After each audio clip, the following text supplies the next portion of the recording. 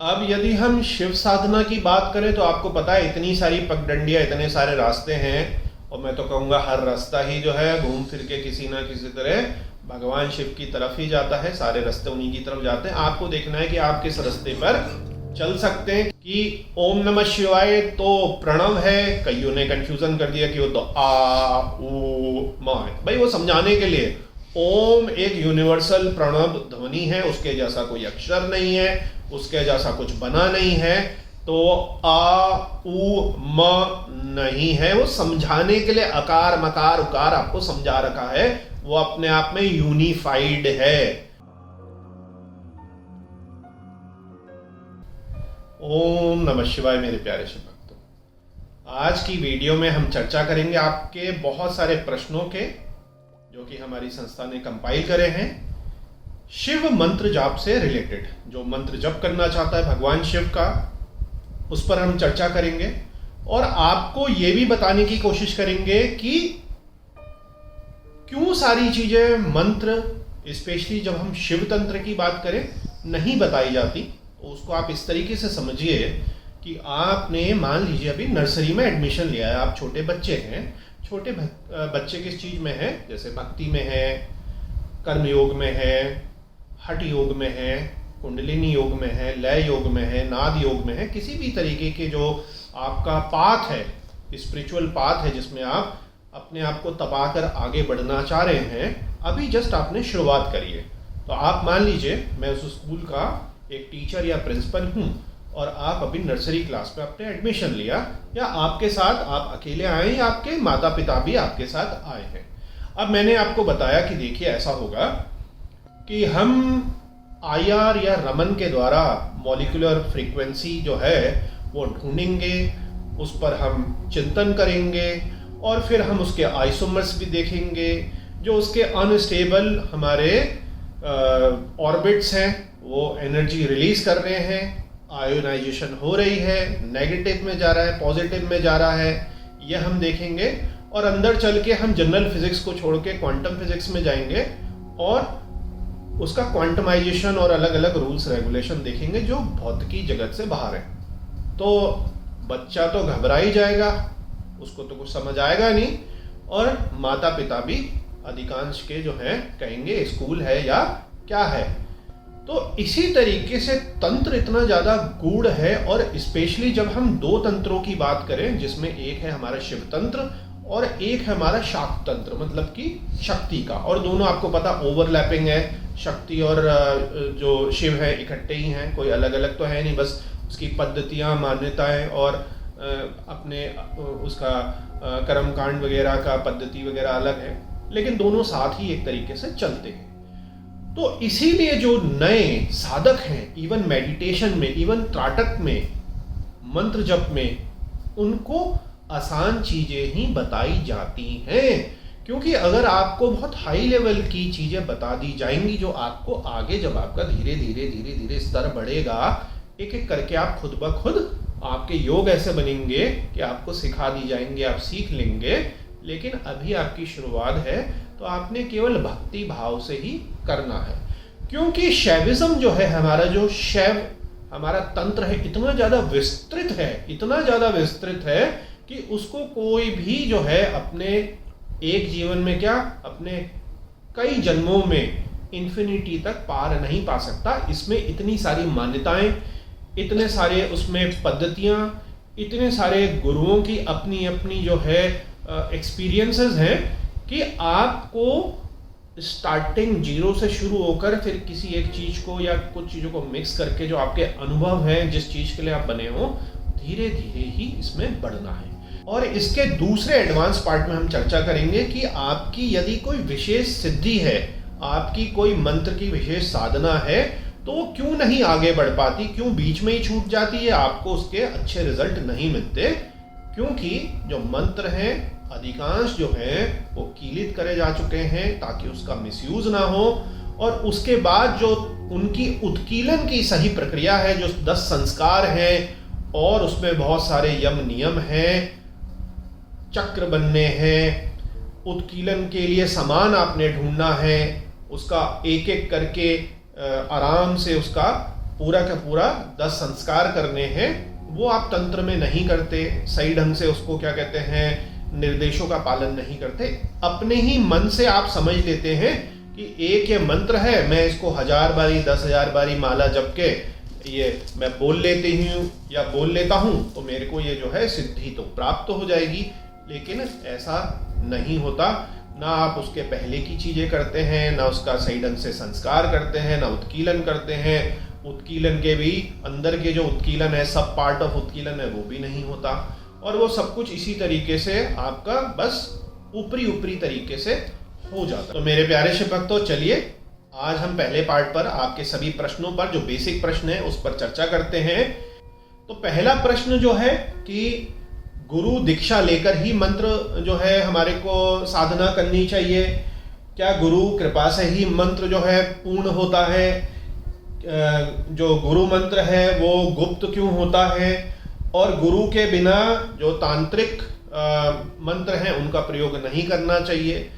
और इसी में आप देखेंगे YouTube में भरा पड़ा है कि खुद ही भगवान शिव को, भोलेनाथ को, महादेव को, नीलकंठ को, भैरव को आप खुद ही क्या कहते हैं अपना गुरु मान लीजिए। आपका कोई गुरु नहीं है तो आप उनकी फोटो, मूर्ति, शिवलिंग अपने घर में रखिए, हाथ जोड़िए और प्रार्थना करिए कि मैं आपको गुरु मान रहा हूँ और मैं ये साधना कर रहा हूँ। तो इससे भगवान शिव प्रसन्न हो जाते हैं और आपको कह देते हैं कि आप जी बिल्कुल मंत्र साधना कर लीजिए। तो देखिए इसमें अपनी अपनी मान्यताएं हैं, लेकिन सारे शास्त्रों में, सारे तंत्रों में यही कहा गया है कि जब तक मंत्र आपको गुरु ने नहीं दिया तब तक मंत्र फलित नहीं होगा। क्योंकि आप ये समझ लीजिए कि एक फाइटर जेट है आपके सामने, ठीक है। आपने कहा हे फाइटर जेट, मैं खुद ही पायलट बन जाता हूं और मैं खुद ही सीख लूंगा, मैं कॉकपिट से लेकर विंग वगैरह ये सब कुछ ही मैं खुद कर लेता हूं, मेरे को किसी चीज की जरूरत ही नहीं है। और मैं मान लीजिए संस्कृत का एक बहुत बड़ा ग्रंथ है, मैं खुद ही इसको समझ लेता हूं। तो कुछ लोग समझ भी पाएंगे यदि उनमें भगवान शिव की ऐसी कृपा, उनके पूर्व जन्मों का जो जमा करावा कर्मास है, उनकी कुछ साधनाएं बीच में छूट गई। अधिकांश लोगों के लिए खुद ही भगवान शिव को गुरु बनाकर खुद ही ये साधनाएं करना डिफिकल्ट है। नाम जब तो तभी भी आप कर सकते हैं क्योंकि उसमें पूर्णतः भक्ति भाव है। लेकिन आप जब स्पेसिफिक साधनाओं की बात करते हैं, जैसे षट चक्र भेदन, मतलब हमारी कुंडलिनी यात्रा, हमारे मंत्र जप, स्पेशली हमारे शिव तंत्र के, हमारे बड़े मंत्र जप संकल्प लेके पुरुषरण बेस्ड, इन सब में कॉम्प्लिकेशंस हैं। तो यहाँ पर आपको समय समय पर गुरु का साथ चाहिए होता है। पहले आपको गुरु दीक्षा मिलेगी, गुरु कवच मिलेगा, गुरु मंत्र मिलेगा, ताकि कई जो उग्र साधनाएं या कई अन्य प्रकार की साधनाएं हैं उनमें आपके पास सुरक्षा कवच रहे। दूसरा, मंत्र उत्कीलन कैसे होंगे, उनके संस्कार कैसे होंगे, उनका ताड़न, दीपन, अन्य प्रकार के संस्कार कैसे होंगे, तो बैठ के ही आपको कोई बताएगा। कई सारे इश्यूज हैं, वो कौन सॉल्व करेगा। और हर कोई साधक हर प्रकार का साधना नहीं कर सकता, हर प्रकार की हठयोग की साधना भी नहीं कर सकता, हर प्रकार की मंत्र साधना भी नहीं कर सकता। इसलिए उसमें आपका जन्म, आपकी कुंडली, आपका चक्र, कई सारी चीजें बनाई जाती हैं जो गुरु आपको देख के, आपको ऑब्जर्व करके बताता है। इसीलिए शास्त्रों में कहा गया है कि 1 से लेकर 3 साल तक शिष्य को केवल गुरु देखता है, उसकी सेवा देखता है, उसकी भक्ति देखता है, उसका डेडिकेशन देखता है, फिर देखता है कि ये किस साधना के लिए उपयुक्त है और उसको वो साधना दी जाती है। तो पहला जो प्रश्न कई सारे थे वो मैंने आपको क्लियर कर दिए कि इस तरीके से ही आपको अपनी साधना की शुरुआत करनी चाहिए। अब दूसरी चीज है कि हम कुछ भी किसी भी तरीके से साधना कर लें, तो कई सारे आपके प्रश्न थे कि ये संकल्प लेना क्यों जरूरी है। तो देखिए आपको ये भी पता है कि संकल्प के बिना क्या होगा, आपके मन में यदि संकल्प ही नहीं है, बस आप ऐसे ही कुछ कर रहे हैं, तो आपकी कोई मंजिल ही नहीं है ना। आप कभी यहाँ जाएंगे, कभी वापस आ जाएंगे, कभी यहाँ आएंगे, कभी वापस आ जाएंगे।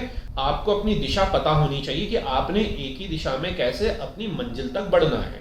अब आपकी मंजिल है यहाँ, आपने मेहनत कर रहे हैं, बहुत मेहनत कर रहे हैं, बहुत जप कर रहे हैं, बहुत चीजें कर रहे हैं, लेकिन आप यहाँ जा रहे हैं और यहाँ पे तो आपको मिलना ही नहीं है, गलत दिशा है एक तरीके से। मान लीजिए आपको उस डायरेक्शन में बढ़ना था, यहाँ पर बढ़ना था। तो ये दिशा का ज्ञान होना भी साधना में बहुत ज्यादा जरूरी है। इसके बाद संकल्प में आप अपने आप को ढालते हैं, एक संकल्प लेते हैं कि मैं ये करके रहूंगा। जैसे कंपटीशन में भी आप करते हैं ना कि मैंने आईएएस की तैयारी करनी है, मैंने नेट के एग्जाम निकालने हैं, मैंने पीसीएस निकालना है, तो एक संकल्प होता है।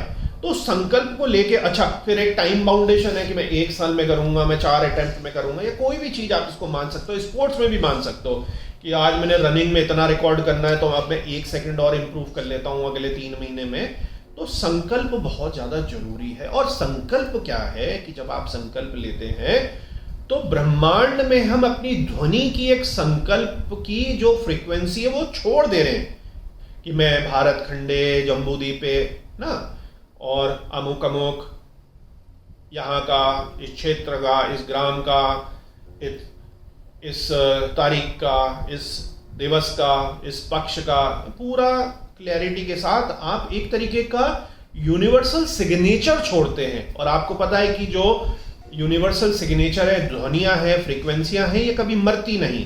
इसीलिए जो बिलियंस ऑफ ईयर्स पहले सुपरनोवा एक्सप्लोजन हुए, कुछ तारा फटा और उसकी जो ध्वनियां हैं, आज हमारे जो सबसे बेहतरीन रडार्स हैं और जो तारों को ऑब्जर्व करती हैं मशीनें, उनको नोट करती हैं। क्योंकि उस मान लीजिए 1 लाख साल पहले या 1 अरब साल पहले वो घटना घटी, लेकिन आज चलते चलते चलते चलते ध्वनि जो है पृथ्वी तक आई। तो आज की डेट में वो नहीं हुई है, वो हो चुकी है। वहां तो तारा कब का खत्म होके, शांत होके, समाप्त हो चुका है। तो ये ध्वनियां भी एक तरीके से सिग्नेचर होती हैं। और मान लीजिए कि मोहन नाम से कई व्यक्ति हैं, 10 लाख व्यक्ति हैं या 1 लाख व्यक्ति हैं, तो आप कौन से अमुक मोहन हैं, आपके माता पिता का क्या नाम है, आपका क्या चीज है। तो इस तरीके से संकल्प के कई सारे जो है मतलब होते हैं। इसलिए संकल्प लेकर ही आप करिए। संस्कृत में आप संकल्प नहीं कर सकते तो कोई इश्यू नहीं है, लेकिन आप अपना डिजिटल यूनिवर्सल सिग्नेचर तो छोड़ दीजिए कि मैं कौन, कहाँ रहता हूँ, कहाँ का मूल निवासी हूँ, मेरे कौन माता पिता है, उनका फुल नेम, मैं किसको बिलोंग करता हूँ, वगैरह वगैरह वगैरह वगैरह वगैरह वगैरह, जितनी आप डिटेल बढ़िया करके डाल सकते हैं। एक तरीके से आपका यूनिवर्सल जीपीएस सिस्टम ये हो गया। तो संकल्प लेकर ही आप करें। अब अच्छा, संकल्प में अति उत्साह नहीं करना है, इसलिए गुरु की जरूरत होती है। आपने अति उत्साह करा, अब आप बैठ नहीं सकते। आपने कह दिया कि मैं 1 लाख 1.25 लाख जप करूंगा और मैं 1.25 लाख जप जो है मैं 11 दिन में करूंगा या 12 दिन में करूंगा, तो बहुत डिफिकल्ट हो गया। क्यों? क्योंकि करीब करीब 10,000 मंत्र जाप आपको करने हैं, आपको 50 माला जप करनी है। एक दिन आपने कर ली तो दूसरे दिन आपकी रीढ़ की हड्डी बोल गई, गर्दन में आपके दर्द हो गया, बुखार आपको चढ़ गया। कई सारे जो हैं इश्यूज इसमें मंत्र जप में हो जाते हैं, क्योंकि आपको खाना भी एक टाइम है, जमीन में भी सोना है, व्रत भी करना है, तो बहुत सारी ऐसी समस्याएं आती है। इसलिए सोच समझकर ही, अपनी प्रैक्टिस करके ही आप बड़े संकल्प को लीजिए। तो यहां पर आपको जप संख्या टोटल और उसको अपने कितने दिन की साधना है उससे डिवाइड करके, कितने आपके मंत्र जप डेली के आपने करने और कितनी मालाएं वो होंगी, इसकी बिल्कुल जो है क्लैरिटी होनी चाहिए। और साफ साफ आपको संकल्प लेते हुए उसको उच्चारण करके बोलना है। और इसमें अधिकांश जो साधनाएं हैं उनके कई सारे रूल्स, कई सारे फार्मूलाज पहले से ही डिफाइंड है। कुछ वीडियो में पहले भी बना चुका हूं। कुछों के प्रश्न हम अभी जो है आगे लेंगे कि आपको, ताकि कोई कंफ्यूजन ना हो। तो इसलिए भी थोड़ा गुरु की कई बार जरूरत पड़ जाती है। अब बीच में यदि नियम टूट जाए तो क्या होगा, नियम किस तरीके से टूटा, क्या उसमें हो गया, क्या किसी आस पड़ोसी की आप डेथ हो गई, क्या घर परिवार में कोई पैदा हो गया, वैसे ही आपकी तबीयत खराब होकर टूट गई, आपने कोई अप्रिय घटना सुन ली, मतलब कई सारे इसमें ऐसे इश्यू होते हैं। तो इसलिए आपको गुरु के मार्गदर्शन की जरूरत होती है। अब यदि हम शिव साधना की बात करें तो आपको पता है इतनी सारी पगडंडियां, इतने सारे रास्ते हैं, और मैं तो कहूँगा हर रास्ता ही जो है घूम फिर के किसी ना किसी तरह भगवान शिव की तरफ ही जाता है। सारे रास्ते उन्हीं की तरफ जाते हैं। आपको देखना है कि आप किस रास्ते पर चल सकते हैं, किस में साधना कर सकते हैं। नाम जप मैंने आपको बताया सबसे आसान है। उसके बाद जो है भक्ति भाव से आपका मंत्र जप छोटे आप कर सकते हैं। अब बात करते हैं, थोड़ा आपकी प्रैक्टिस हो गई, आपने कहा मैं 1.25 लाख जप या 5 लाख जप या 6 लाख जप, इनको मैं इसका संकल्प लेती हूँ या संकल्प लेता हूँ, तो उसमें बहुत सारे प्रश्न आते हैं। लेकिन भगवान शिव की कृपा ऐसी है, जब हम भगवान शिव के जपों को करते हैं, नाम जपों को करते हैं, नमः शिवाय को करते हैं या ओम नमः शिवाय को करते हैं, कि शिव पुराण ही को आप अगर देखें और भी पुराणों को देखें, स्पेशली शिव पुराण को हम देखें, तो हमारे को बहुत ज़्यादा छूट दी है भगवान शिव ने। आपको लगेगा कि बहुत ज़्यादा कॉम्प्लिकेटेड है, लेकिन जब आप कई सारे स्क्रिप्चर्स को पढ़ेंगे, शास्त्रों को पढ़ेंगे, पुराणों को पढ़ेंगे, तो आपको इवेंचुअली ये पता चलेगा कि इतनी सारी कॉम्प्लिकेशंस के बावजूद, बहुत ही कठिन तंत्र की कॉम्प्लिकेशंस के बावजूद भगवान शिव ने हमें बड़ी आज़ादी दी है शिव पुराण के द्वारा, कि देश काल परिस्थिति स्थिति गुरु बहुत सारी चीज़ों को उन्होंने कहा है भक्ति भाव से ही हो सकता है। इसमें इसकी भी चर्चा की जरूरत नहीं है, उसमें उसकी भी चर्चा की जरूरत नहीं है, इसमें देश काल परिस्थिति की भी जरूरत नहीं है, बहुत ईजी कर दिया है। तो कई और ग्रंथों को या और साधनाओं को देख के आपको लगता अरे ये तो बड़ी कॉम्प्लिकेटेड हो जाएगी, इसमें तो मेरे को ये करना ही करना है, लेकिन नहीं, मैं तो ये कहूँगा 90% जो बंधन है भगवान शिव ने वो हमारे खोल दिए हैं, क्योंकि शैविज्म है ही इतना महान, इतना बड़ा, इतना अलौकिक, इतना मल्टी लेयर, कि उसने कहा कि ठीक है आप करना चाहते हो, आपको ये दिक्कतें हैं, कोई बात नहीं है, आप कर सकते हो। उनकी भी मैंने पुराणों से चर्चा करी थी एक बारी शिव पुराण से, पुरानी वीडियो प्लेलिस्ट में देख लीजिएगा, कुछ आज और आपको बता देंगे। तो अब यहाँ पर बात आती है कि आपका मन बन गया, आपने 10,000, 20,000, 50,000, मैं कह रहा हूँ 1.25 लाख तक भी आपने कर लिया, और आपने बिना अभी संकल्प के करे थे, वैसे तो संकल्प करना ही चाहिए था, आपने कर लिया ऐसे ही, कहते हैं ना, वो मतलब होम प्रैक्टिस कर ली, गली मोहल्ले का क्रिकेट खेल लिया, थोड़ा सा आम भाषा में मैं आपको समझाने की कोशिश कर रहा हूँ। अब आपने कहा नहीं, मेरे को थोड़ा रणजी लेवल पे खेलना है और थोड़ा मैं दिख भी जाऊं, मतलब मैं अच्छे ढंग से साधना करता हूं। अब इसका भी मैं आपको मतलब समझाऊंगा। अभी ईगो बढ़ रहा है हमारा, कोई दिक्कत की बात नहीं है, ये भी एक गुण है, इस गुण के कारण भी साधनाएं होती हैं। बड़े बड़े ऋषि महर्षियों ने भी अपने इस ईगोइस्टिक चक्कर में शुरुआत करी, आपकी भी हो रही है, कोई नहीं, मैं शिव भक्त 5 लाख जप करूंगा। सबका काम भाव ही होता है, निष्काम भाव कुछ नहीं होता।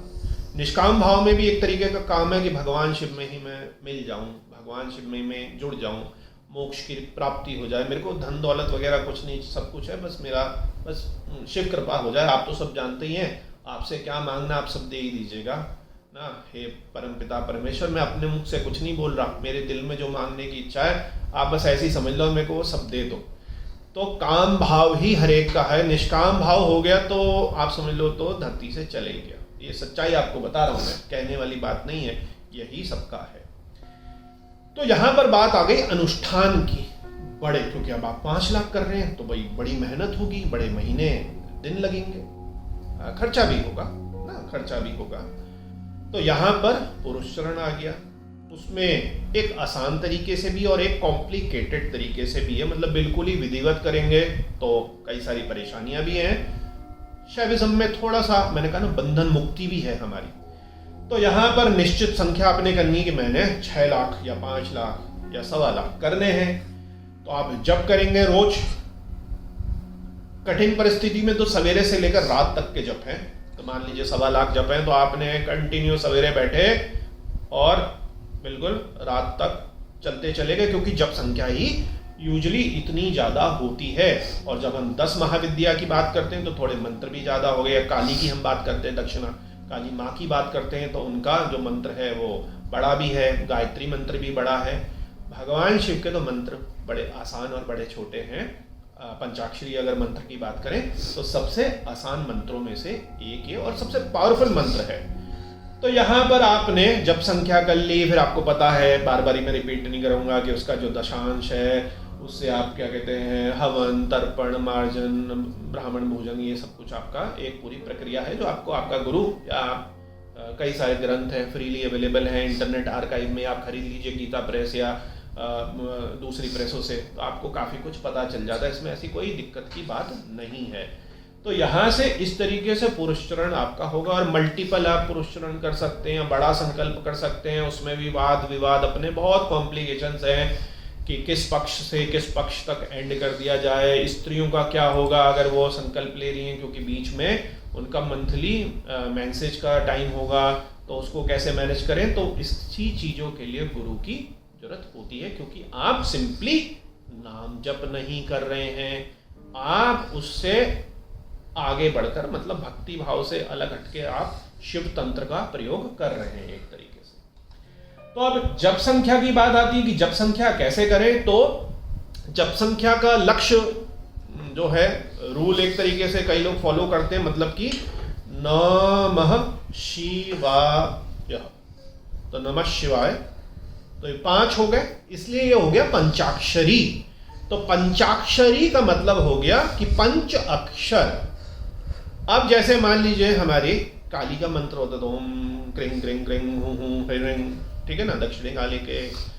तो इसमें कितने अक्षर काउंट होंगे फिर आपको गुरु बताएंगे कि क्या क्रिंग क्रिंग क्रिंग 3 माने जाएंगे या 1 माना जाएगा। तो 1 ही उसको, अगर रिपीटेशन बीज मंत्र की है तो 1 ही माना जाता है, इसलिए गुरु की जरूरत आपको होती है। तो हम आते हैं नमः शिवाय पर, पंचाक्षरी। इसमें भी कंफ्यूजन है कि ओम नमः शिवाय तो प्रणव है, कईयों ने कंफ्यूजन कर दिया कि वो तो आ ऊ म है। भाई वो समझाने के लिए, ओम एक यूनिवर्सल प्रणव ध्वनि है, उसके जैसा कोई अक्षर नहीं है, उसके जैसा कुछ बना नहीं है। तो आ उ म नहीं है, वो समझाने के लिए अकार मकार उकार आपको समझा रखा है, वो अपने आप में यूनिफाइड है। ऐसा नहीं है कि 3-3 अक्षरों को जोड़ जोड़ के संधि कर करके वो होगा। इसीलिए तो आप समझिए, अगर वो आ उ म 3 अलग अलग होते तो आपके ओम नमः शिवाय षडाक्षरी नहीं होता, फिर वो आगे बढ़ जाता। कैसे देखिए, नम मतलब नम शिवाय, तो 5 पंचाक्षरी, ओम लग गया तो षडाक्षरी, ओम लग गया तो षडाक्षरी। लेकिन अगर उसमें ऊ म भी हो जाता तो अष्ट हो जाता, वो 8 हो जाते। आप समझे ना, अ उ म नम शिवाय। तो ये सब बड़े कंफ्यूजन पैदा कर दिए गए हैं, क्योंकि इंटरनेट पे तो कुछ भी आप देख लीजिए। तो कंफ्यूज होने की जरूरत आपको नहीं है। अब इसमें आगे बढ़ते हैं नमः शिवाय में। और जो ओम नमः शिवाय ओम को लगाकर कर सकता है, माना यह जाता है कि जिसका सही टाइम पर यज्ञोपवीत संस्कार हो गया है, वो ओम नमः शिवाय के साथ आराम से कर सकता है। वरना नमः शिवाय अपने आप में जो है पर्याप्त है, और नाम जप वालों के लिए तो शिव ही दो अक्षर हैं, वो ही पूर्ण है। और यतियों के लिए, सन्यासियों के लिए, या हठ योग वालों के लिए, कुंडलिनी योग वालों के लिए प्रणव ओम ही पर्याप्त है। तो यहां तक मैंने आपको पूरा बता दिया। तो अब आपने मन बना लिया नमः शिवाय का, मान लीजिए, या ओम नमः शिवाय का। तो नमः शिवाय का एग्जांपल मैं ले लेता हूं। तो 5 हो गए, तो हर अक्षर का लाख जप, तो कितने हो गए आपके 5 लाख। तो आपने कहा ठीक है, मैंने 5 लाख का संकल्प कर लिया। लेकिन कलयुग में 4 गुना का फैक्टर है, मतलब कि जैसे जैसे युग बढ़ते चले गए, दूषितपन उसमें आता चले गया, तो हमारे में मल्टीप्लायर फैक्टर जो है तंत्र में इस तरीके का विद्वानों ने, ऋषियों ने, तंत्राचार्यों ने मेंशन करा है। तो आज के दिन ये कलयुग चल रहा है, तो हमारा जो पंचाक्षरी है, जो कि जिसके 5 लाख जप होने थे, आप कर सकते हैं बिल्कुल 5 लाख जप, 1.25 लाख भी कर सकते हैं, तो आपके संकल्प के ऊपर है। तो सिद्धि, पूर्ण सिद्धि, कई सारी इसमें चीजें हैं। 20 लाख आपको करने पड़ेंगे। क्यों? 5 लाख इंटू 4 20 लाख। तो आपका अचानक एक झटका लग गया कि बाप रे, 5 लाख का तो मैंने मन बनाया था, ये सीधे 4 गुना हो गया। 20 लाख कोई मामूली बात नहीं होती जप में। 5 लाख तो आराम से हो जाती है 20 लाख, और षडाक्षरी हो गया तो 6 अक्षर हो गए, 6 लाख इंटू 4 24 लाख। तो 24 लाख का संकल्प तो आप पूरा डिवाइड करिए, क्योंकि आप बिल्कुल सन्यासी तो है नहीं, आपने घर बार तो छोड़ा नहीं है, आप गंगा जी के तट पे तो है नहीं, आप हमारे उत्तराखंड पहाड़ में देवभूमि तो गुफाओं में या पहाड़ में जंगल में तो रह नहीं रहे कि आपको केवल यही कार्य हो, सब कुछ छोड़ दिया हो। क्योंकि अधिकतर आप जो लोग सब देखने वाले हैं गृहस्थ हैं। तो गृहस्थ में रहकर किस तरीके से ये करा जा सके, इतनी शुद्धता, शुद्धि, बहुत सारी चीजें नहीं हो पाएंगी। इसलिए मेरा सजेशन आपको ये है कि आप इसको छोटे छोटे टुकड़ों में तोड़ तोड़ के कंबाइन कर करके जोड़ लीजिए। ऐसे 20 लाख, 24 लाख, इवन 5 लाख भी आपके लिए मुश्किल होंगे। आपके लिए बहुत अच्छी जो संख्या है। अगर हम केवल वीकेंड की बात करें, मतलब कि आपने संडे के दिन कर लिया या मंडे के दिन कर लिया या सैटरडे के दिन कर लिया, किसी भी तरीके से छुट्टी लेके, आपकी ऑलरेडी सैटरडे संडे या संडे तो सभी की छुट्टी होती ही है, तो आराम से आप जो है 10 माला जप स्टार्टिंग में तो बहुत ही आसान है, 1000, और 10,000 मंत्र जाप भी आप आराम से एक दिन में लग के कर सकते हैं। लेकिन उसके लिए पहले अपने शरीर को बैठना, पद्मासन में, सिद्धासन में, सुखासन में, जो भी आपको सेट हो, उसकी प्रैक्टिस होना बहुत ज़्यादा जरूरी है। रीढ़ की हड्डी, गर्दन की मजबूती, नाड़ी शोधन, अनुलोम विलोम, प्राणायाम, तो ये कुछ चीज़ें जो हैं, और यम नियम। और हर जप से पहले आपके कई प्रकार के व्रत होते हैं, जिनको पुरुषण से पहले तो व्रत हमको करने ही पड़ते हैं। तो इन सब चीज़ों से आप अपने शरीर को मजबूत बना सकते हैं। तो ये मैंने आपको इसका भी क्लैरिटी कर दी कि कितने मंत्र, कैसे मंत्र, और इतने सारे आप गृहस्थ में नहीं कर सकते तो कैसे आप कर सकते हैं। आप उसको 1.25 लाख जप के साथ, 10-10 हज़ार जपों के साथ आराम से 1.25 लाख आपके हो गए 5 लाख। इस तरीके से आप उसको मेंटेन कर सकते हैं। अब आगे आपके बहुत सारे प्रश्न थे कि गुरुजी साधना का समय और स्थान कोई भी आप ले लीजिए। आप गृहस्थ में हैं तो आपके पास कहाँ स्थान आएगा? आप शिव मंदिर में बैठ नहीं सकते इतने टाइम, आपकी जॉब है, क्योंकि आपकी पढ़ाई है, आपकी तैयारी है, आपका गृहस्थ है, आपके बाल हैं, आपके बीबी हैं, आपके बच्चे हैं, या आपके स्त्री हैं तो पति हैं, घर की इतनी सारी जिम्मेवारियां हैं, तो असंभव है।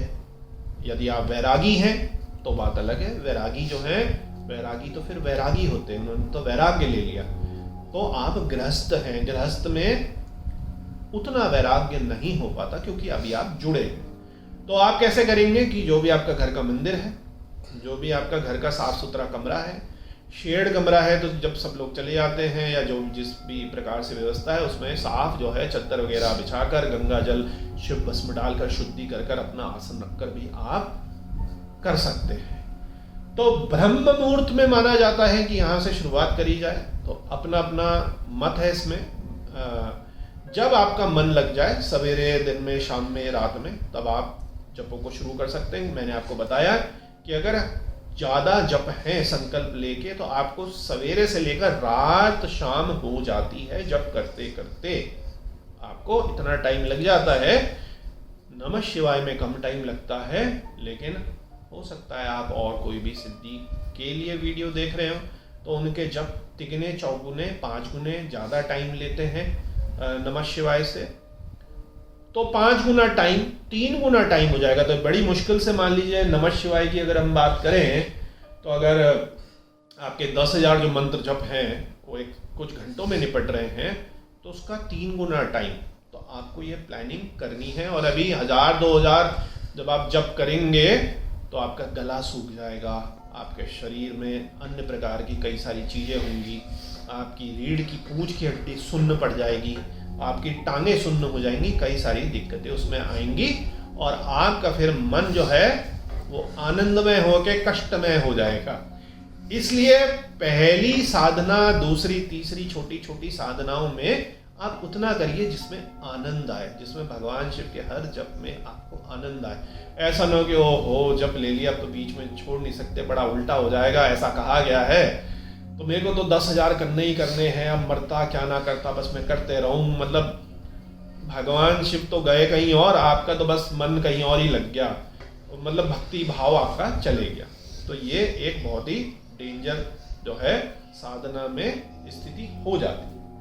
तो उत्तम स्थान क्या बताए गए हैं भाई? तीर्थ स्थल हैं हमारे, शिवालय हैं, गांव में जो हमारी लोकल गाय है उसकी गौशाला है, संगम क्षेत्र है, पर्वत क्षेत्र है, बिल्व वृक्ष के नीचे है, स्वच्छ घर है, आपका अपना मंदिर है। और इसमें अलग अलग मंत्रों की मल्टीप्लायर भी बताया गया है कि ऐसी जगह पे कितना गुना ज़्यादा फायदा होगा, पर्वत क्षेत्र में कितना ज़्यादा होगा। तो इस तरीके से भी कुछ जो हमारे तंत्र में रूल्स बताए गए हैं, तो आप घर में कर सकते हैं। साधना कक्ष को या साधना कोने को या जिस आसन में आप बैठे उसको स्वच्छ रखें, अच्छा रखें। कॉम्प्लेक्स और एडवांस में आप जब जाएंगे और जब गुरु दीक्षा के बाद कुछ दूसरी तीसरी आपकी दीक्षा होगी और मान लीजिए आप 24 लाख पूर्ण आहुति जब में जाते हैं, तो जिस स्थान पर आप बैठेंगे उसका कुर्म मंडल भी बनेगा, आपकी कुंडली भी देखी जाएगी, समय भी दिखाया जाएगा, चक्रा चक्र भी बनेगा कि आपको उस कमरे में उस स्थिति में कहाँ बैठना है और आपको क्या वो जो है अपनी विशेष सिद्धि गुरु के आश्रम में ही रहकर करनी है या घर में करनी है, क्योंकि वो एक एडवांस लेवल की साधना हो गई। एक तरीके से आप ये समझ लीजिए कि आप एक बहुत ही स्पेशलाइज कोर्स करने के लिए अब आपका स्कूल में नहीं हो पाएगा, तो आपको विशेषकर किसी यूनिवर्सिटी और उस तरीके की यूनिवर्सिटी में जाना पड़ेगा जहां वो पर्टिकुलर कोर्स होता हो। मान लीजिए मॉलिक्यूलर बायोलॉजी का आपको कोर्स करना है, तो आप एक जनरलाइज मान लीजिए सिविल इंजीनियरिंग वाले में या बीटेक कंप्यूटर साइंस वाले कॉलेज में, यूनिवर्सिटी में जाके वो नहीं कर सकते, क्योंकि वहां पे वो सारी सुविधाएं और सपोर्ट आपको नहीं मिलेगा। हाँ, अपवाद इसमें जरूर होते हैं कि स्कूल का बच्चा स्कूल में रहकर भी, इवन स्कूल के बाहर होम स्कूलिंग करके भी बहुत बढ़िया क्या कहते हैं फिजिसिस्ट हो सकता है, संभावनाएं बहुत ज़्यादा कम है, वो भगवान का आशीर्वाद उस पर बना हुआ है, लेकिन वो लाखों करोड़ों अरबों में कोई एक चांस होगा। हम अभी गृहस्थ लोगों की जनरलाइज बात कर रहे हैं। तो ये आपको सब मैंने आपको बता दिया। अपवित्र और नकारात्मक स्थानों से आप बचें, अब भूत प्रेत वाले स्थानों से बचें, हर चीज में अपवाद है। और भगवान शिव का जो क्षेत्र इतना ज्यादा बड़ा है कि कई सारे जैसे अघोरी हैं और भी कई सारे लोग हैं, वो तो शमशान में बैठ के ही अपनी साधनाएं करते हैं। तो हम बात कर रहे हैं अधिकतर गृहस्थों की, कि अधिकतर जो गृहस्थ हैं और जो सात्विक साधनाएं करना चाह रहे हैं, सात्विक शिव तंत्र की साधनाएं करना चाह रहे हैं, नमः शिवाय की करना चाह रहे हैं या कुछ भी करना चाह रहे हैं, उनको सात जो क्षेत्र हैं उसमें ही ये करने चाहिए। अब हम बात करते हैं कि आहार और आचरण क्या रखा जाए, इसमें भी बड़ा कंफ्यूजन है। तो देखिए, कोई कंफ्यूजन नहीं है। अगर अधिकतर आप सात्विक तंत्र की बात करें और शास्त्रों की बात करें, गुरुओं की बात करें, तो आपको लाइट खाना है, सात्विक खाना है। साधक के जीवन में क्या क्या चीज ना हो, ये एक तरीके से पहले ही बताया गया है, इसमें कोई भी दिक्कत नहीं है। मांस, मछली, अंडा, शराब और भी तामसिक जो चीजें हैं वो मना करी गई हैं। एक अपवाद इसमें है। अब एक अपवाद जो आपको कोई नहीं बताएगा, लेकिन क्योंकि हम शिव तंत्र में भी हैं, शिव पूजन में भी हैं और हठ योग में भी हैं और कुंडलिनी योग में भी अपना ज्ञान रखते हैं।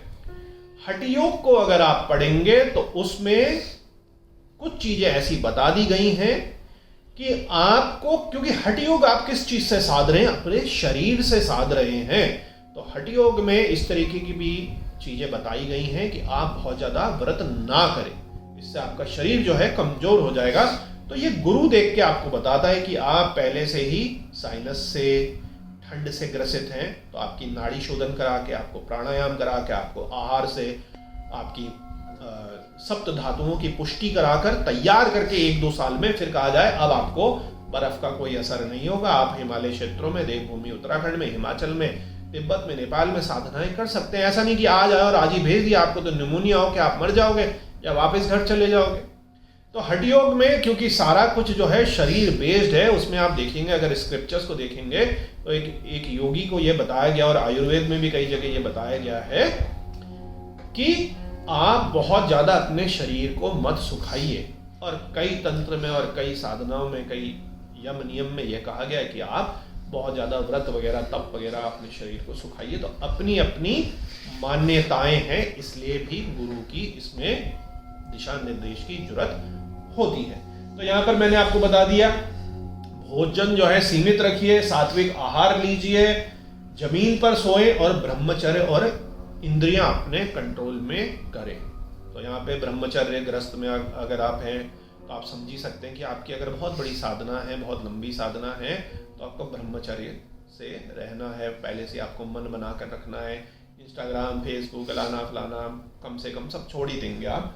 तो उसी तरीके से आप करिए। ज़मीन पर आप सोएं, ज़मीन पर नहीं सो सकते तो चलिए ज़मीन में गद्दा बिछा के सो लीजिए, वो भी नहीं है तो चलो बेड में सो लीजिए। तो आप साफ उसमें चद्दर रोज बिछाइए, उसके नीचे आप बिल्लव पत्र या नीम की पत्तियां बिछा सकते हैं, शिव भस्म अपने उसमें रख सकते हैं। तो कई सारे, ताकि रात के समय में तमस के कारण ब्रह्मचर्य आपका खंडित ना हो, बुरे सपने ना आए, ज्वार आदि जो है, क्योंकि बुखार आना साधना में एक बहुत कॉमन सी चीज़ है, इन सब चीज़ों से आप बचें। तो कई सारे इसमें प्रयोग होते हैं। आहार और आचरण के मैंने आपको बता दिया।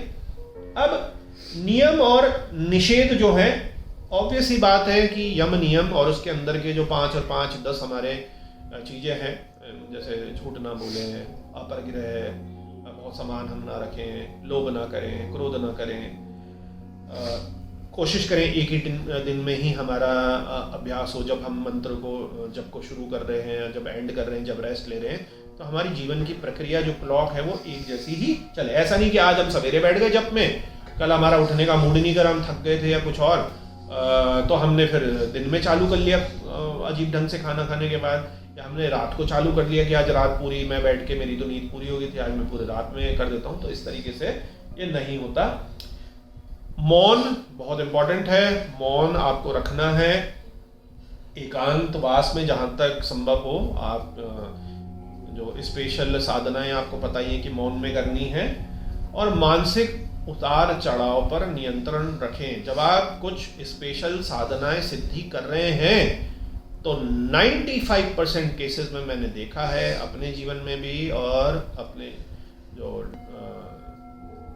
हमारे साथ जूनियर जो साधनाएं करते हैं, शिष्य साधनाएं करते हैं, कि कुछ ना कुछ ऐसी घटनाएं घट जाती हैं कि उनको साधना छोड़ के घर जाना पड़ जाता है। किसी की मम्मी की, पापा की, नानी की, दादी की, इसकी उसकी तबीयत खराब हो गई, मृत्यु का संदेश आ गया, बहुत सारी चीज़ें होती हैं। इसलिए साधना करने से पहले मैंने आपको बताया ना, चक्रों का, कुंडली का, दशाओं का, महादशाओं का, बहुत सारी चीज़ों का देखना जरूरी होता है, ताकि साधनाएं जो है निर्विघ्न चलें। और जो आपके प्रधान देव की साधना है, उससे पहले आपको भूत शुद्धि, पंचमहाभूतों की, क्षेत्रपाल की, गणेश अंबिका का आशीर्वाद, शिव परिवार का आशीर्वाद, गुरु का आशीर्वाद, और भी जो है 64 योगिनी, 10 दिक्पाल, इन सभी का पूजन करना पड़ता है। क्योंकि जो एडवांस साधनाएं वो लंबी चलती हैं, इनमें कई सारी त्रुटियां और कई सारे जो हैं हमारे प्रारब्धों के कारण, हमारे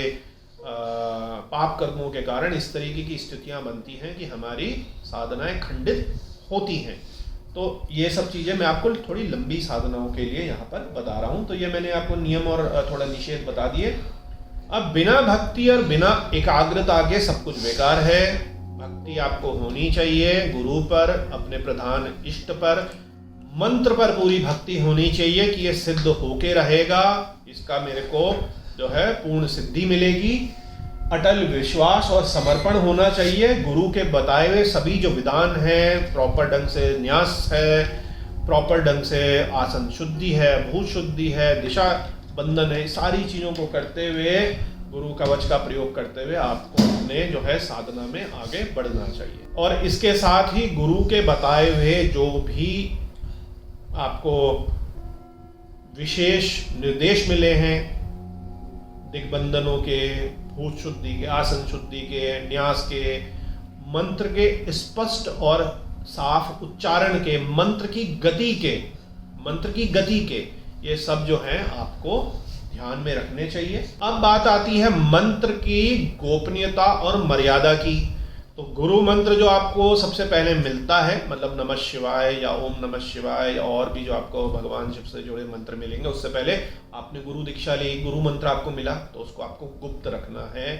आपको अपने साथियों को, आपको अपने जो साथ के और शिष्य हैं उन तक को नहीं बताना, क्योंकि इससे देखा जाता है कि आप कितने सीक्रेटिव हैं। कल के दिन आपको कोई सिद्धि या बड़ा मंत्र दिया जाएगा तो क्या आपके में ऐसा सामर्थ्य है कि आप उसको अपने अंदर ही रख लें, या आप एक बुलबुले की तरह फूटते रहेंगे। तो ये सीक्रेसी की जो है देखा जाता है, उस पर होता है। अपना मंत्र जो है आपको जो मिला है, जिस पर आप सिद्धि कर रहे हैं, वो किसी से शेयर नहीं करना चाहिए। किसी के सामने बहुत उसको बढ़ा चढ़ाकर या किसी भी तरीके से बताना नहीं चाहिए, जिसको हम कहते हैं ईगोइज्म। मैंने पहले भी बताया कि बड़ा ईगो आएगा इसमें, मैंने 5 लाख भगवान शिव के जप कर रहा हूँ और मैं ये करा वो करा, सोशल मीडिया में शेयरिंग वगैरह, ऐसा हमें बिल्कुल नहीं करना चाहिए। इसलिए आप देखेंगे कि हमारे इसमें कुछ भी इस तरीके की शेयर नहीं होता, ना कभी शेयर होगा, कि एक साधक जो है वो अपनी साधना को शेयर कर रहा है। बड़ी अजीब सी बात है। एक जगह तो हम कह रहे हैं कि गुफाओं में, कंदराओं में, पर्वत शिवालों में जाएं, मौन रखें, चुप्पी रखें, गोपनीयता रखें, किसी से बातचीत ना करें, और दूसरा हम पगलाए जा रहे हैं सोशल मीडिया में अपनी ईगोइस्टिक भक्ति दिखाने के लिए। तो उससे हमें बचना चाहिए। देखिए, अहंकार वो दिखावे से बचें। अहंकार आता है साधक को, और दिखावा तो आजकल चल ही रहा है। किसी भी साधना को, दर्शन को, सिद्धि को, स्वप्न को अपने गुरु के अलावा किसी से साझा ना करें, क्योंकि इसमें अभी बड़े दिव्य स्वप्न और दिव्य अनुभूतियां भी आती हैं। हर साधक को अलग अलग तरीके की आती हैं। किसी भी 2 साधक को एक ही टाइम में भी अगर वो साधना कर रहे हैं, जैसे सामूहिक साधना है कि ठीक है 5 शिष्य हैं, तो उसने एक उस कोने में, एक कहीं और, एक कहीं पेड़ के नीचे, एक आश्रम जैसे बड़ा आश्रम है, उसमें अलग अलग जगह वो साधना कर रहे हैं। अगर उनकी एक ही डेट वगैरह निकल गई हैं, तो भी सबको अलग अलग अनुभूतियां इस प्रकार की होती हैं। तो ये आपने देख लिया गोपनीयता एवं मर्यादा। अब कुछ विशेष नियम, ये पहले भी मैं बता चुका हूं कि ऑब्वियस ही बात है, स्नान करके, मुंह हाथ वगैरह धो के, आप स्वच्छ वस्त्र पहन के ही आप रोज का जो है अपना ध्यान, तप और जप करें। उत्तर या पूर्व की तरफ मुख करके करें। इसमें कुछ अपवाद भी हैं, साउथ की तरफ भी करा जाता है। वो आपको फिर गुरु से पूछना पड़ेगा कि किस तरफ को हम अपना मुख जो है करें, या फिर भगवान शिव के जो 5 मुख और उनकी 5 डायरेक्शन है, उसके हिसाब से यदि आप कोई विशेष अघोर मंत्र या बाकी शिव मंत्र लेकर चल रहे हैं, तो उस हिसाब से आपका डिस्कशन अपने गुरु से होना चाहिए। वरना जनरली 95% केसेस में उत्तर की जो दिशा है, ईशान जो कोण है, ये उत्तम माने जाते हैं। सीधी भूमि पर बैठे, और डायरेक्टली आपको भूमि पर नहीं बैठना, ना डायरेक्टली घास पर बैठना है, ना डायरेक्टली किसी पत्थर पर बैठना है। तो पहले चर्म होते थे हमारे, जो जानवर मर जाते थे उनकी जो खाल होती थी, आपने देखा होगा भगवान शिव जो है व्याघ्र चर्म पर बैठते हैं। इसी तरह मृग का भी चर्म होता था, जो कि अब बड़ा डिफिकल्ट है, क्योंकि हमारा जो फॉरेस्ट लॉ वगैरह है, अब आप शेर की खाल में बैठेंगे तो सीधे पुलिस पकड़ के आपको फॉरेस्ट वाले ले जाएंगे। तो उसकी जगह आप ऊन का, आपका कुशा घास का, आपका कॉटन का, इस तरीके का जो आसन है आप उसको बना सकते हैं। और जब से पूर्व आपको पता ही है, जब से पूर्व क्या करना है, गुरु माला मंत्र का और गुरु को याद करना है, गुरु कवच अपने चारों तरफ बिखेरना है। उसके बाद ही अपना जो बाकी देवी देवता हैं और आपके प्रधान इष्ट जिनका आप साधना कर रहे हैं, उनका पूजन या उनका मंत्र जप शुरू होगा।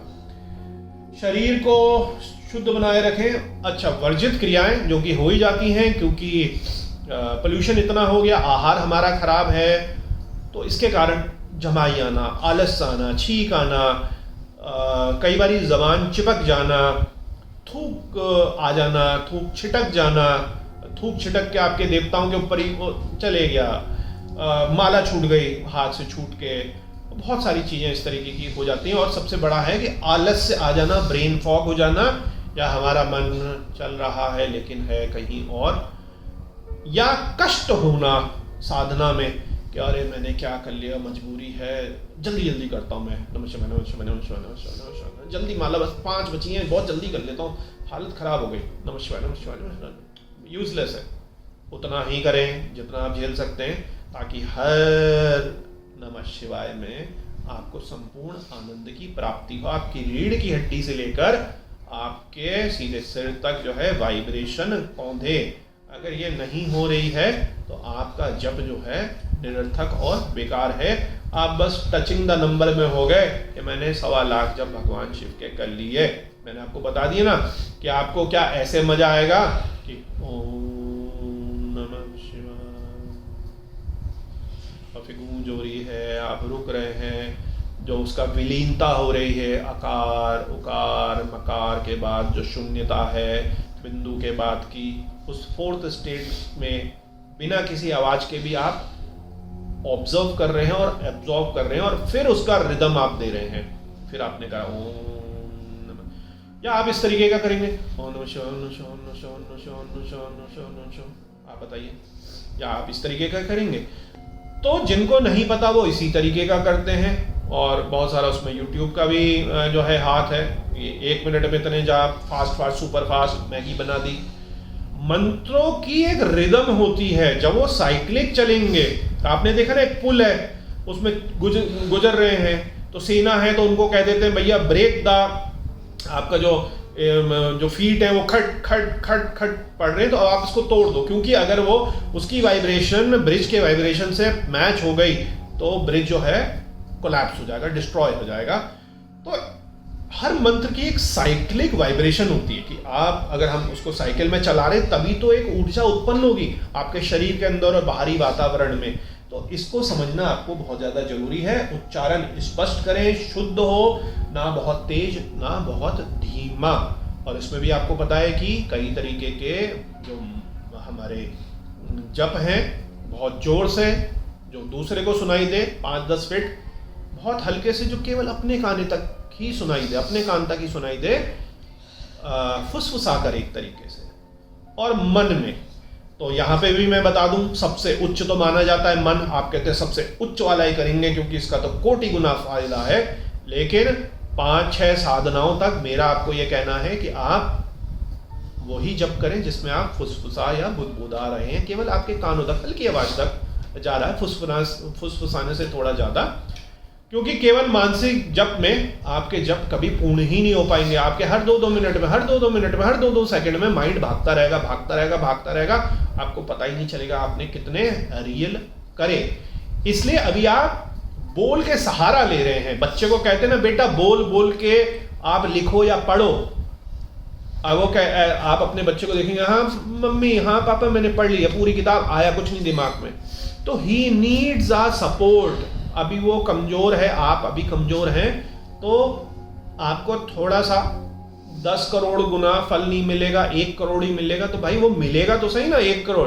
तो आप अति लोभ में ना रहें कि हम तो जी माइंड में ही करेंगे, माइंड में ही जप करेंगे। तो फिर माइंड की स्टेज तो आपकी बहुत टाइम बाद आनी है। अभी तो आप सधे ही नहीं साधना में, तो फिर आपको तो अपनी जो जप है वो अपने हार्ट से मैच करानी पड़ेगी, या आपका जो बिंदु गिर रहा है उससे मैच करानी पड़ेगी, या अपनी सांसों के साथ मैच करानी पड़ेगी, वो भी बिना किसी एफर्ट के।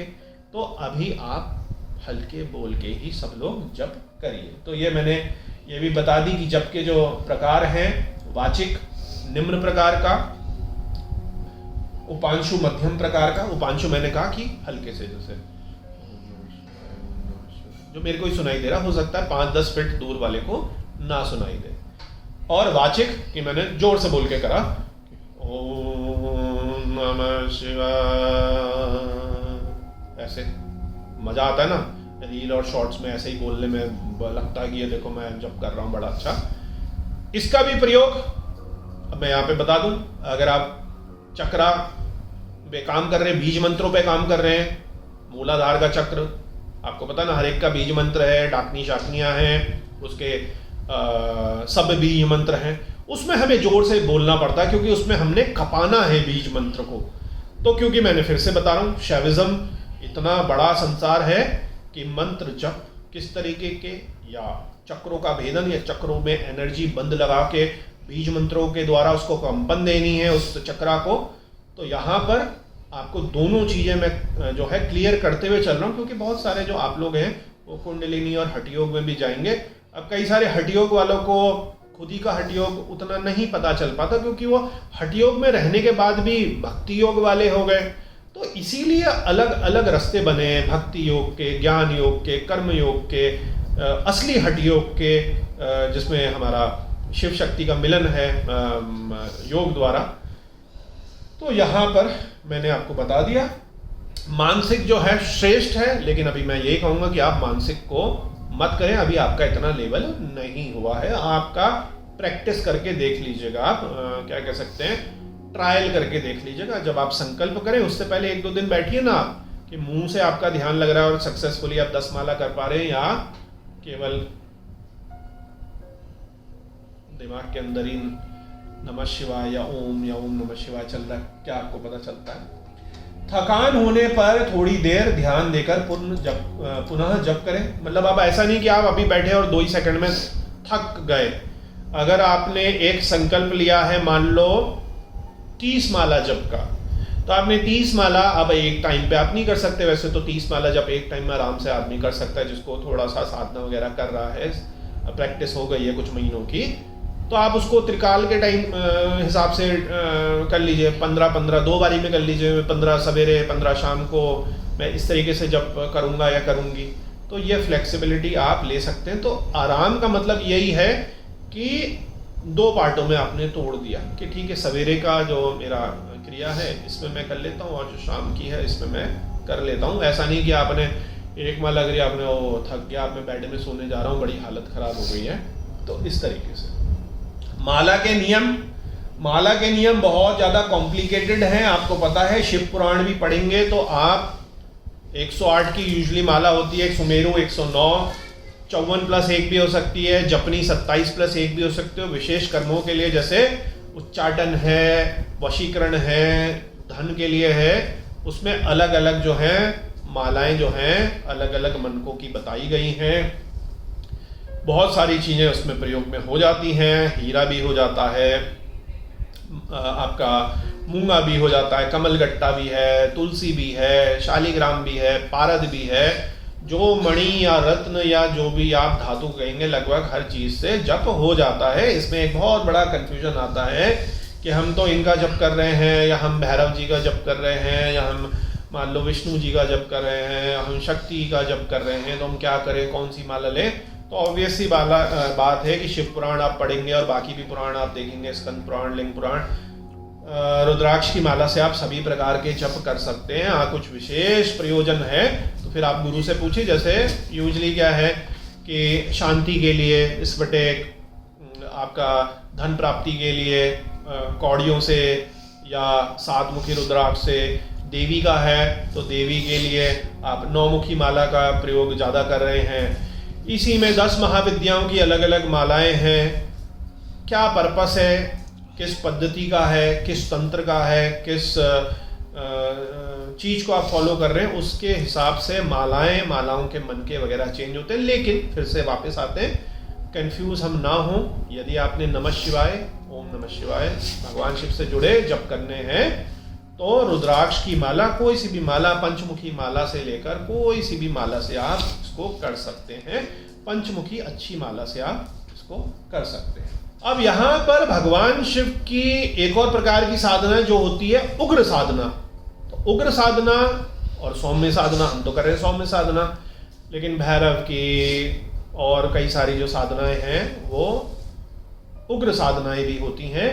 उनमें भी आप रुद्राक्ष को यूज कर सकते हैं। बड़ा ही हास्यपद हो जाता है कि आप देखते हैं कि बहुत सारे लोग जो कहते हैं हम उग्र साधनाएं करते हैं भैरव की, इसकी वो प्लास्टिक के नरमुंडे पहने रहते हैं। अब आप नरमुंड तो पहन नहीं सकते, आप कपालिक तो है नहीं, आज के दिन कोई कपालिक तो रह नहीं सकता, छुपे हुए हैं कुछ कपालिक हैं, क्योंकि समाज, देश काल, परिस्थिति चेंज हो गई। अगर आप ही के शहर में कोई कपालिक आ जाए, नरमुंड लेके उसी में खारा, उसी में पीरा, नग्न अवस्था में भस्म लपटी हुई है, आंखें लाल क्रोध से हैं, तो आप तो डर जाएंगे। आप कहेंगे ये एंटी सोशल एलिमेंट आ गया, पुलिस से कहेंगे भैया पकड़ लो, ये तो बड़ा गड़बड़ कर सकते हैं। और कईयों में आपने देखा भी कि कैसे कैसे न्यूज़ आती हैं, क्योंकि देश काल परिस्थिति के हिसाब से चेंज हो गया। और कपालिक तो आपको पता ही है कि बहुत सारे शंकराचार्य जी के टाइम पे ही चले गए, क्योंकि कपालिकों के अपने मत थे। फिर अघोर पंथ के भी आज के दिन अपने कई सारे मत हैं डीपली, तो क्योंकि अधिकतर लोग जाते नहीं हैं, वो एक से मतलब कन्फ्यूज़न है कई प्रकार का।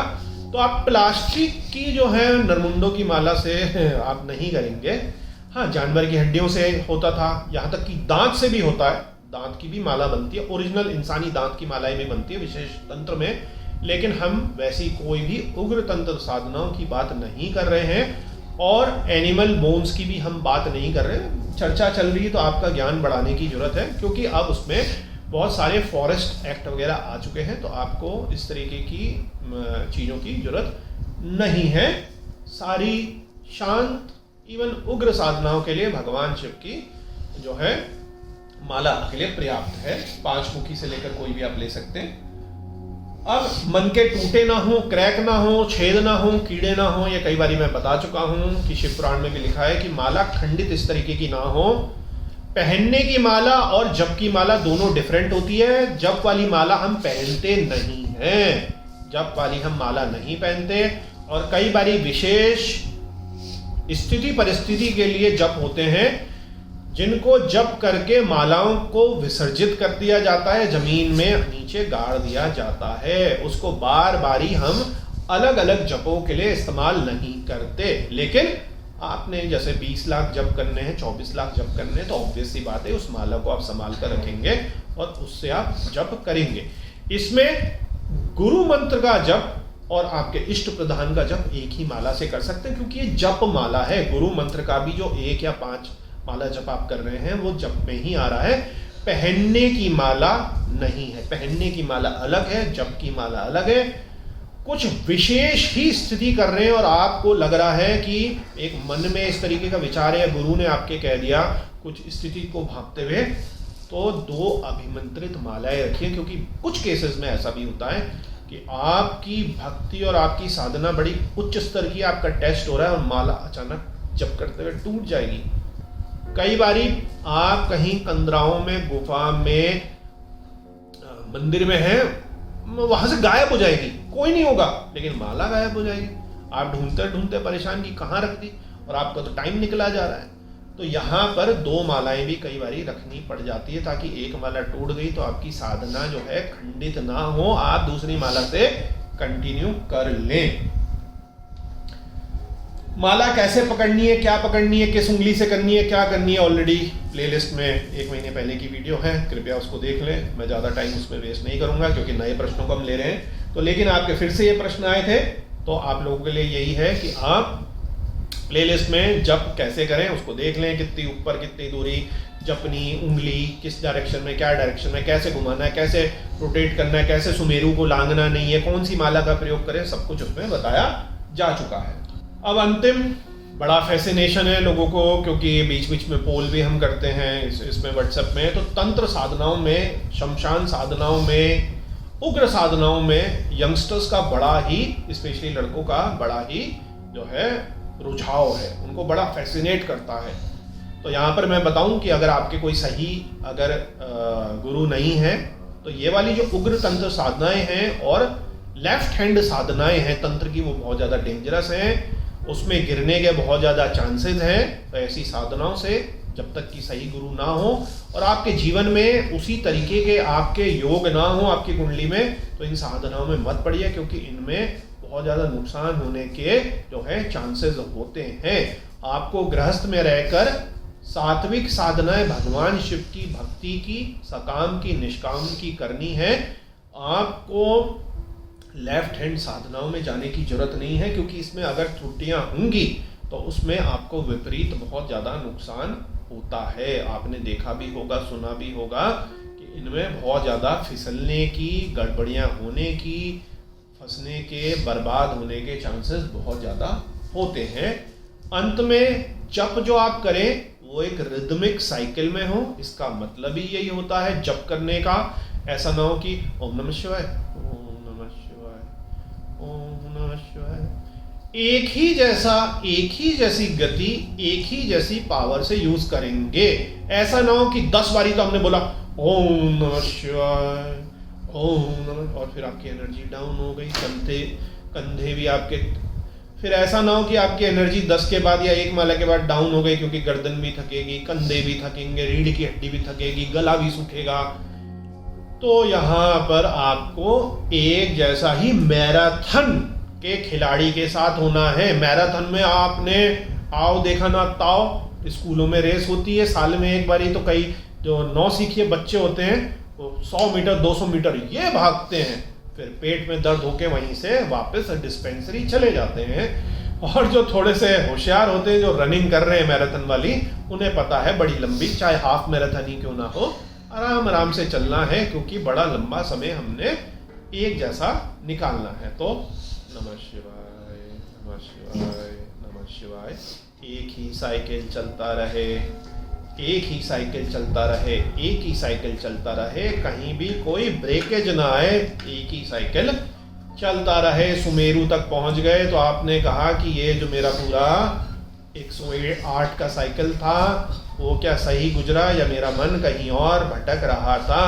बीच में कुछ गड़बड़ हो जाए, भूल जाए, जमाई आ जाए, यहीं से बीच में भूल गए तो कोई नहीं, दोबारा से वापस आकर उसको दोबारा से काउंट कर ले और अपने सामने कोई काउंटिंग की चीज़ रखें। मैं लास्ट वीडियो में बता चुका हूँ, ताकि आपकी जो आपने 10 या 50 या 100 माला जप करनी थी वो आपको पता रहे कि डेली की आपने ये जो है जप मालाएं इतनी पूरी संपूर्ण कर ली हैं। उसमें क्या बैठना है, कैसे बैठना है, क्या दीपक जलाना है, क्या है, कैसा है, क्या कपड़े पहनने हैं, ये सब ऑलरेडी पुरानी वीडियो में है। ये नए प्रश्नों को मैंने आपके लिए लिया है।